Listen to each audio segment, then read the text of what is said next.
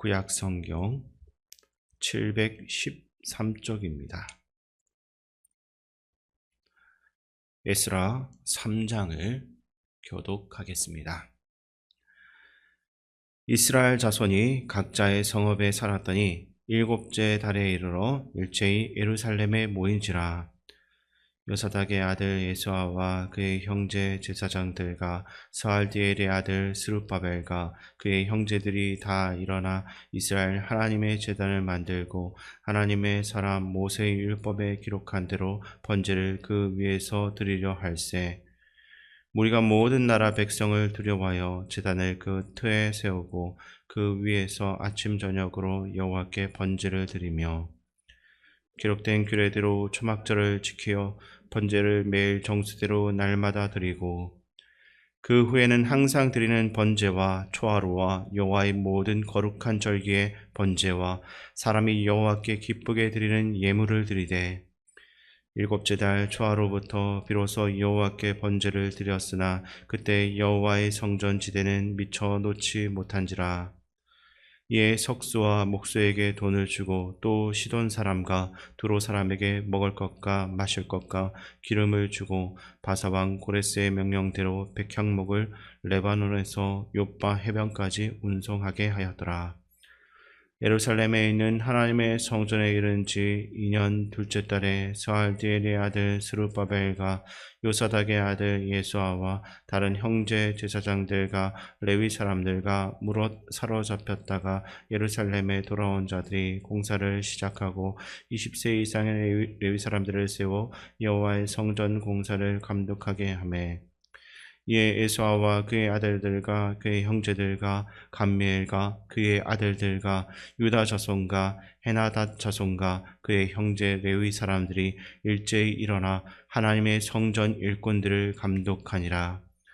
건축자가 여호와의 성전의 기초를 놓을 때 제사장들은 예복을 입고 나팔을 들고 아삽 자손 레위 사람들은 제금을 들고 서서 이스라엘 왕 다윗의 규례대로 여호와를 찬송하되 찬양으로 화답하며 여호와께 감사하여 이르되 주는 지극히 선하심으로 그의 인자하심이 이스라엘에게 영원하시도다 하니 모든 백성이 여호와의 성전 기초가 놓임을 보고 여호와를 찬송하며 큰 소리로 즐거이 부르며 제사장들과 레위 사람들과 나이 많은 족장들은 첫 성전을 보았으므로 이제 이 성전의 기초가 놓임을 보고 대성통곡하였으나 여러 사람은 기쁨으로 크게 함성을 지르니 백성이 크게 외치는 소리가 멀리 들리므로 즐거이 부르는 소리와 통곡하는 소리를 백성들이 분간하지 못하였더라. 아멘. 주전 538년 페르시아의 고레스 왕이 내린 칙령으로 바벨론에서 포로로 살아갔던 이스라엘 백성들은 마침내 고향으로 돌아가게 됩니다. 지난주에 살펴본 2장에 따르면 포로기에서 돌아온 사람들은 일반인이 42,360명, 남녀 종 7,337명, 노래하는 남녀는 200명 등 모두 49,897명, 약 5만 명에 이르렀습니다. 이들은 고국으로 돌아와서 각자의 고향 땅에서 잠시 회복과 쉼의 시간을 보냈습니다. 그리고 기한을 한 해 7월이 되자마자 예루살렘에 모여들었습니다. 이스라엘의 그 종교적으로는 7월은 오늘날로 치면 약 9월에서 10월 정도에 해당이 됩니다. 본문 1절에서는 그들이 예루살렘으로 일제히 모였다라고 기록하고 있는데 이 표현의 그 문자적인 뜻은 한 사람처럼입니다. 다시 말해 포로 생활에서 돌아온 이스라엘 백성들이 마치 한 몸, 한 마음이 된 것처럼 함께 예루살렘으로 움직였다라는 뜻입니다. 그들은 무교절과 77절 그리고 이스라엘의 절 가운데 하나였던 이 초막절을 지키기 위해서 7월 15일부터 일주일 동안 예루살렘에 모였습니다. 오늘날 추석 명절이 되면 많은 사람들이 한꺼번에 고향을 향해서 이동을 하는 모습과도 비슷한 장면이었을 것입니다. 이 예루살렘으로 모인 이 집결이 특별했던 이유는 수십 년 동안 바벨론에서 포로 생활을 하다가 돌아와서 처음 맞이하는 초막절이었기 때문입니다.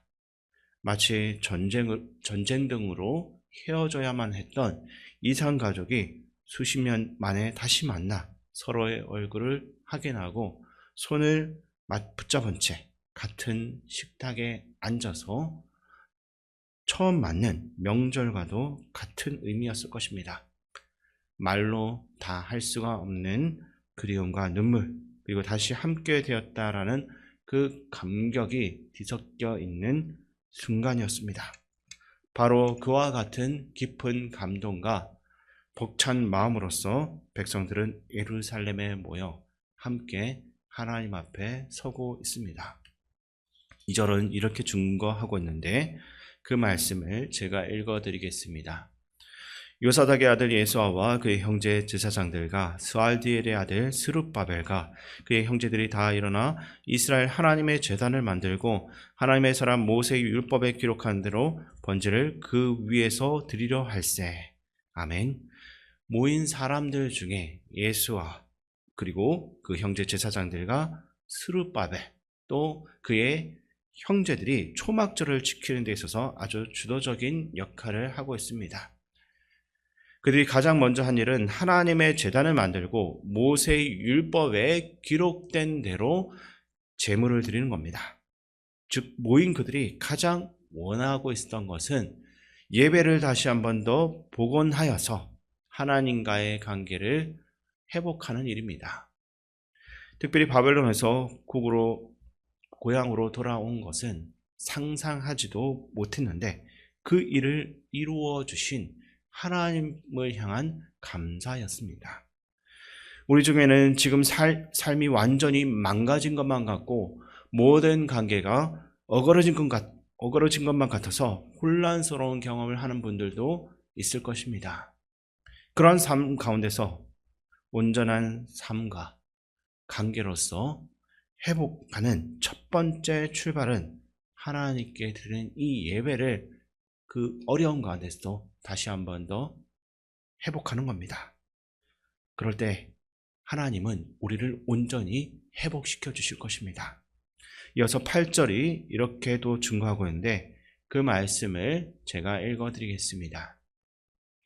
예루살렘에 있는 하나님의 성전에 이른 지 2년 둘째 달에 스알디엘의 아들 스룹바벨과 요사닥의 아들 예수아와 다른 형제 제사장들과 레위 사람들과 무릇 사로잡혔다가 예루살렘에 돌아온 자들이 공사를 시작하고 20세 이상의 레위 사람들을 세워 여호와의 성전 공사를 감독하게 하매. 아멘. 이스라엘 백성들이 고국으로 돌아온 지 2년째가 되는 그 둘째 달 스룹바벨과 예수아를 중심으로 한 지도자들과 그 모든 사람들의 주도로 성전 기초 공사가 시작이 됩니다. 그들은 석사와 목수를 고용하고 시돈과 드로의 기술자들을 불러들였고 레바논에서 백향목을 수입해서 본격적인 준비에 들어갔습니다. 또한 20살이 넘은 레위 사람들을 세워서 공사를 감독하며 일을 하게 만들었습니다. 원래 레위인들은 25살 이후에 성전 봉사와 관련된 일을 맡겼지만 다윗 시대부터 20살 이상으로 봉사 연령이 확대가 된 전례가 있었고 포로 귀환 이후에 인력이 너무나도 부족한 그 상황이 고려가 되어서 20세 이상의 사람도 감독 역할을 맡게 된 것입니다. 이처럼 가지고 있던 모든 인적 자원까지 동원해서 성전을 다시 한 번 더 건축해야 됐던 이유는 단지 눈에 보이는 크고 웅장한 건물을 세우기 위함이 아니었습니다. 이 성전 재건을 통해서 무너졌던 신앙의 기초를 다시 한 번 더 세우고 하나님과의 관계를 다시 한 번 더 이어가고자 했던 것입니다. 그리고 10절과 11절을 보시게 되면 성전의 기초가 놓이자 제사장들은 나팔을 들고 서고 레위인들은 재금을 들고 서 있습니다. 그리고 그들은 하나님을 향해 찬송을 올려드는데 성경은 이 장면을 찬양으로 화답하며 여호와께 감사하며라고 기록을 하고 있습니다. 한쪽에서는 찬송을 부르며 다른 쪽에서는 감사로 응답하고 다시 저쪽에서 찬송을 하면 이쪽에서는 감사로 화답하면 마치 교대로 주고받는 예배의 모습을 연출하고 있습니다. 이 장면은 그의 인자하심이 영원함이로다라고 반복을 하면서 노래하는 시편 136편의 찬양을 떠올리도록 하고 있습니다. 이처럼 찬양과 감사가 하나로 어우러질 수 있는 이유는 당시에 예배자들에게 찬양과 감사가 본질적으로 같은 고백이었기 때문입니다. 찬양과 감사는 모두 인간의 길보다 항상 높은 길로 인도하시는 하나님께, 그리고 인간의 생각보다도 언제나 더 크고 깊은 뜻으로 역사하시는 하나님께 올려드리는 신앙의 응답이기 때문입니다. 그래서 우리는 인생의 길을 돌아볼 때마다 결국 하나님의 행하심에 놀라지 않을 수 없고 그 놀라움이 다시 한 번 더 찬양과 감사의 모습으로서 이어지게 되는 것입니다. 마지막으로 본문 12절과 13절을 우리 함께 읽겠습니다. 제사장들과 레위 사람들과 나이 많은 족장들은 첫 성전을 보았으므로 이제 이 성전의 기초가 놓임을 보고 대성통곡하였으나 여러 사람은 기쁨으로 크게 함성을 지르니 백성이 크게 외치는 소리가 멀리 들리므로 즐거이 부르는 소리와 통곡하는 소리를 백성들이 분간하지 못하였더라. 아멘. 성전의 기초 공사가 끝났을 때 그 장면을 지켜보던 사람들의 반응은 두 가지로 나뉘고 있습니다.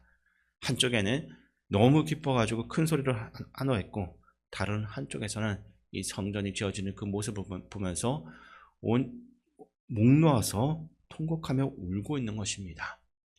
기쁨의 함성을 질렀던 사람들은 그 무너졌던 예배의 초소가 다시 한 번 더 세워질 것이다라는 소망과 기대 때문이었을 것이고, 반면에 통곡하던 사람들은 과거 솔로몬 성전을 직접 보았던 이들이기 때문에 옛 성전과 비교가 된 지금 지어지고 있는 이 성전이 너무 초라해 보였고, 지난 세월 동안 성전도 없이 남의 나라에 끌려가서 그곳에서 어렵게 지내며 예배하지 못했던 그 서러운 시간들이 한꺼번에 떠올랐기 때문일 것입니다. 우리는 있을 때 잘하자라는 그 말을 참 많이 했습니다. 두 팔이 멀쩡할 때는 그 소중함을 잘 느끼지 못합니다. 그러나 한쪽 팔을 다쳐서 깁스를 하게 되면 비로소 알게 됩니다. 세수하고 머리 감는 것도 불편하고 옷 입는 것도 너무나 힘들고 음식을 준비하는 건 더더욱 어렵습니다. 전구 하나 갈아 끼우는 것조차, 그 간단한 일조차도 마음대로 할 수가 없는 것입니다. 그제서야 두 팔이 자유로울 때가 얼마나 큰 은혜였는지를 깨닫게 됩니다. 마찬가지로 우리가 새벽에 예배의 자리로 이렇게 나올 수 있고, 몸이 조금 불편해서 집에서라도 실시간 예배를, 온라인 예배를 드릴 수 있다는 것 자체가 얼마나 큰 은혜인지 모릅니다. 그러므로 오늘 하루가 주님께 올려드리는 온전한 초막절과 같은 날이 될 수 있기를 소망합니다. 우리의 삶을 하나님의 성전으로 더욱더 아름답게 꾸며나가는, 감사로 꾸며나가는 하루가 되어야 될 것입니다. 하나님께서 심어두신 자리에서 모든 세속적인 가치관은 다 내려놓고 하나님 말씀에 순종하며 살아가며 또 찬양하며 살아가는 복된 하루가 되시기를 주님의 이름으로 축원드립니다.